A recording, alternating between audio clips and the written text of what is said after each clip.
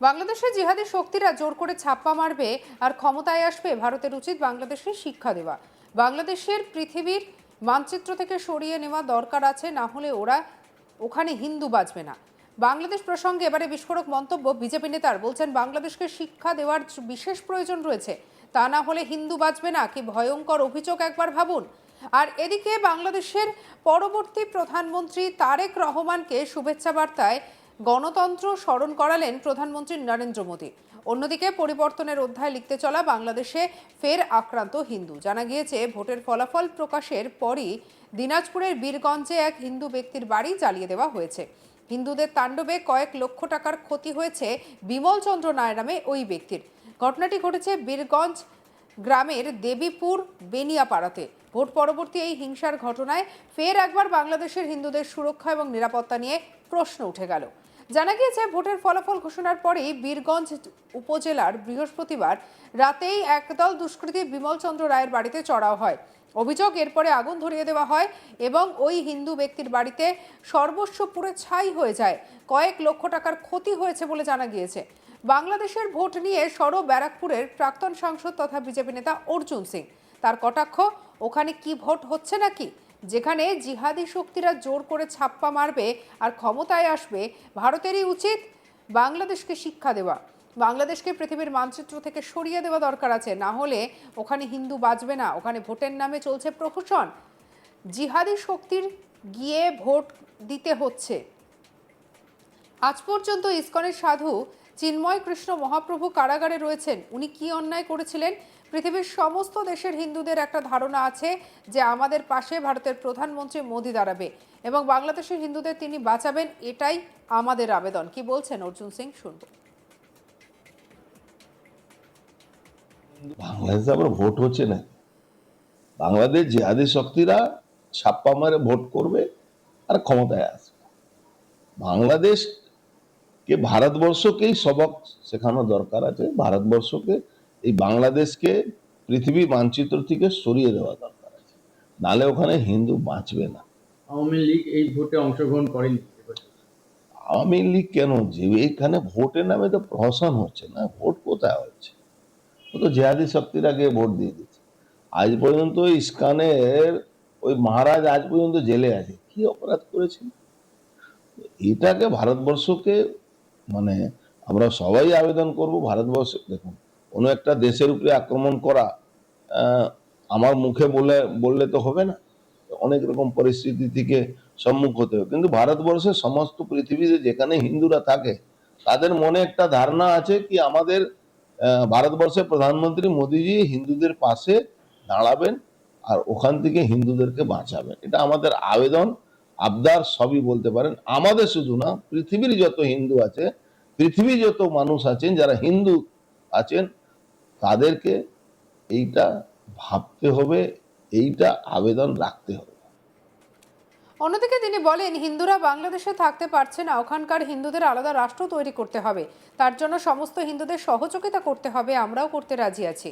বাংলাদেশের হিন্দু সংগঠনগুলো লড়াই করতে পারছে না, তবে লড়াই করতে হবে, নিজের ধর্মকে বাঁচাতে হবে। মমতা ব্যানার্জি বাংলাকে বাংলাদেশ বানানোর চক্রান্ত করছে। নিজের স্বার্থের জন্য রাজ্যটাকে মুসলিমদের হাতে তুলে দিয়েছে। বাবরি মসজিদ তৈরির জন্য মদত দিচ্ছেন। কি বলছেন অর্জুন সিং, শুনবো। হিন্দুরা বাংলাদেশে থাকতে পারছে না, এর মধ্যে কোনো সন্দেহ নেই। বা হিন্দুদেরকে লড়াই করে আলাদা একটা দেশ তৈরি করতে হবে, তার জন্য সমস্ত রকম সহযোগিতা পৃথিবীর সব হিন্দুকে করা উচিত। আমরাও করতে রাজি আছি। কিন্তু বাংলাদেশে যে হিন্দু সংগঠনগুলো আছে তারা সেইভাবে সঠিকভাবে লড়াই করতে পারছে না। তার অনেক রকম সুবিধা অসুবিধা হতে পারে, কিন্তু এই লড়াই করতে হবে। নিজের জাতি, নিজের ধর্মকে বাঁচাতে গেলে লড়তে হবে। ভারতবর্ষে পশ্চিমবাংলাকেই তো মমতা ব্যানার্জি বাংলাদেশ বানাবার চক্রান্ত করছে। এখনো তো বহু হিন্দু তার চক্রান্তের মধ্যে ঢুকে আছে। বহু হিন্দু নিজের স্বার্থের জন্য মমতা ব্যানার্জি এই দিনে দিন, রাতে রাত 9টা জেলাকে ডেমোগ্রাফি চেঞ্জ করে দিয়েছে, মুসলমানদের হাতে তুলে দিয়েছে। সেখানে বাবরি মসজিদ তৈরি করাচ্ছে মমতা ব্যানার্জি। আজকে বাবরি মসজিদ ভাঙা জন্য যে আমরা বলছি, আমরা নিশ্চিতভাবে ভাঙবো। ভারতবর্ষকে মানে বাংলাকে, পশ্চিমবাংলাকে তো ভারতবর্ষের বাইরে আমরা মানি না, মমতা ব্যানার্জি মানে। বাংলাদেশ, এক্সটেন্ডেড বাংলাদেশকে পশ্চিমবাংলাকে আমরা করতে দেবো না। বাবরি মসজিদও ভাঙবো, আর বাংলাদেশের হিন্দুর পাশে আমরা দাঁড়াবোই। যেরকম সহযোগিতা বাংলাদেশের হিন্দুরা চায় আমরা তাদের দিতে রাজি আছি। আর তাদের সঙ্গে সঙ্গে পৃথিবীর হিন্দু, সারা মানে পৃথিবীর হিন্দু মোদিজির কাছে চাইছে মোদিজি এই বাংলাদেশকে সবক দেন।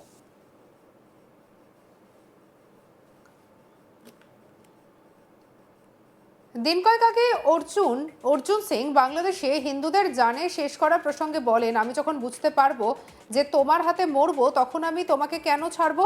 বাংলাদেশের হিন্দুদের আমরা বলবো, আপনারা আমাদের সঙ্গে যোগাযোগ করুন, আমরা সব লড়াইয়ে আপনাদের সঙ্গে রয়েছি। হিন্দুকে বাঁচাতে হবে, মুসলমানদের বিরুদ্ধে লড়তে হবে, এজন্য বাংলাদেশের সমস্ত হিন্দুদেরকে পাশে দাঁড়াতে হবে। কি বলছেন অর্জুন সিং, শুনবো।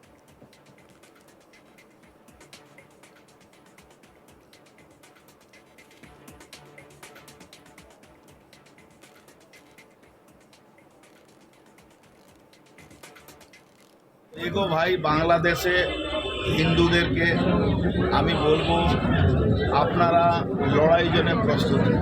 পাকিস্তানের টেরোরিস্টরা অননোন শুটার দিয়ে মারা যাচ্ছে, আপনারা বাংলাদেশে এটা করতে পারছেন না কেন?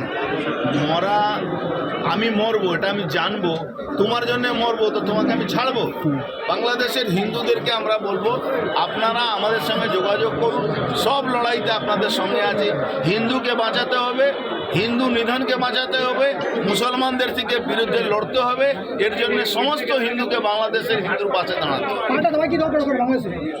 ভাই আমি তো বললাম, এই অননোন শুটার পাকিস্তানের টেরোরিস্টদেরকে মারছে, অননোন শুটার কি বাংলাদেশে এই জিহাদিদেরকে মারতে পারছে না? এটাও করতে হবে। বাংলাদেশে জিহাদি শক্তিরা জোর করে ছাপ্পা মারবে আর ক্ষমতায় আসবে, ভারতেরই উচিত বাংলাদেশকে শিক্ষা দেওয়া। বাংলাদেশকে পৃথিবীর মানচিত্র থেকে সরিয়ে দেওয়ার দরকার আছে, না হলে ওখানে হিন্দু বাঁচবে না, এমনটাই মন্তব্য করেছেন অর্জুন সিং। কি বলছেন, শুনবো। বাংলাদেশে আবার ভোট হচ্ছে না। বাংলাদেশ জিহাদি শক্তিরা ছাপ্পা মারে ভোট করবে আর ক্ষমতায় আসবে। বাংলাদেশকে, ভারতবর্ষকেই সবক শেখানো দরকার আছে। ভারতবর্ষকে, এই বাংলাদেশকে পৃথিবীর মানচিত্র থেকে সরিয়ে দেওয়া দরকার আছে, নালে ওখানে হিন্দু বাঁচবে না। আওয়ামী লীগ এই ভোটে অংশগ্রহণ করেনি এবছর। আওয়ামী লীগ কেন? যে এখানে ভোটের নামে তো প্রহসন হচ্ছে না, ভোট কোথায় হচ্ছে? ও তো জিহাদি শক্তির আগে ভোট দিয়ে দিচ্ছে। সঙ্গে রাখুন আজ তাক বাংলার ইউটিউব চ্যানেলকে লাইক, কমেন্ট, শেয়ার, সাবস্ক্রাইব করতে ভুলবেন না।